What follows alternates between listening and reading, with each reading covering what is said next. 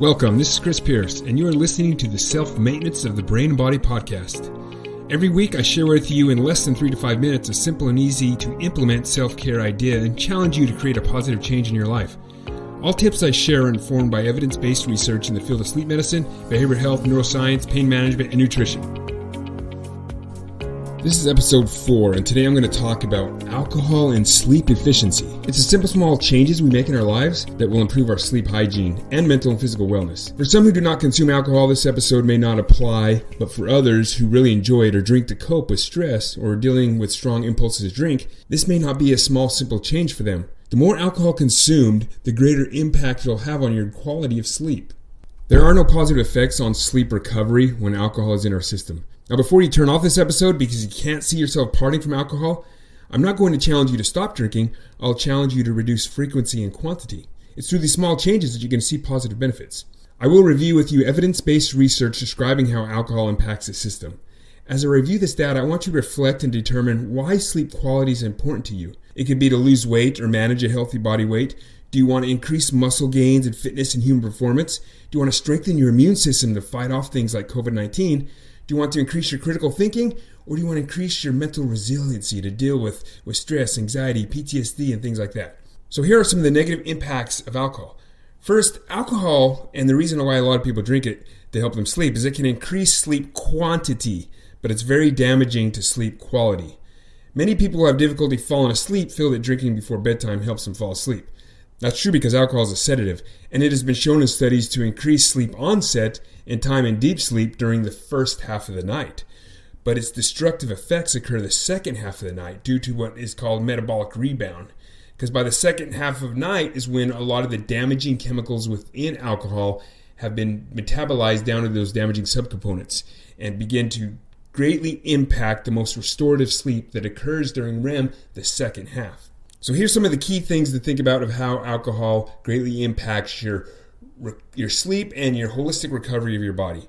So it greatly has impact on muscular performance. So as you're working out in the gym and you're tearing those muscular fibers, they're not so much being repaired during the day while you're awake. They're being repaired and rejuvenated and refreshed when you're sleeping at night. Alcohol greatly impacts deep sleep and prevents the release of the growth hormones that are used to repair the damage caused throughout the day.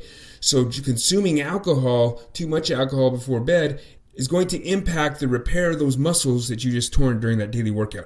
Alcohol greatly impacts the cerebral spinal fluid that goes through the brain during the deep sleep stage to help cleanse and refresh the brain at night. I talk about in other episodes and in my book about what I call the brain janitor. It's this lymphatic system at nighttime that cleanses out what's called beta amyloid, a harmful substance in our brain that when left there is responsible for Alzheimer's and dementia.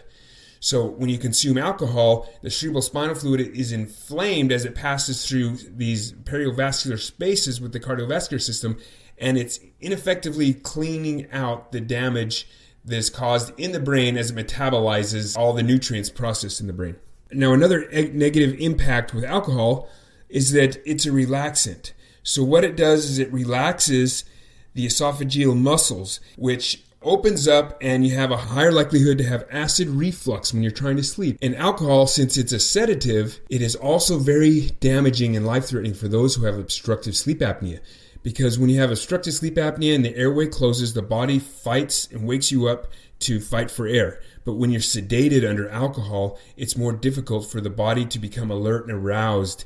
And that means you're going a longer time without oxygen to the brain. Another thing that alcohol does is it suppresses the release of GABA and glutamate. These two neurotransmitters are critical neurotransmitters that are needed to help you with emotional regulation and communication between the brain cells. Another thing that alcohol does is, so during REM sleep, rapid eye movement, when we have the most vivid dreams, there's something that happens to our body called atonia. That is the full body muscle paralysis. And that is so we don't act out the dreams, and it's also so all the muscles and bones can relax and get repaired. Alcohol impacts this muscle paralysis, which can cause you to act out on your dreams. So if you're drinking to cope because you're dealing with PTSD or trauma and having bad nightmares, if you drink alcohol, you may react and start to move during those violent dreams, and you can harm your bed partner. I challenge you to reduce your frequency of alcohol consumption and your quantity. Thanks for listening this week, and please tune in next week. You can learn more about this topic on my website at www.utah23.org. Also, please check out my self-care book titled Self-Health Andragogy. You can find links to my website and to my new book in the show notes of this podcast.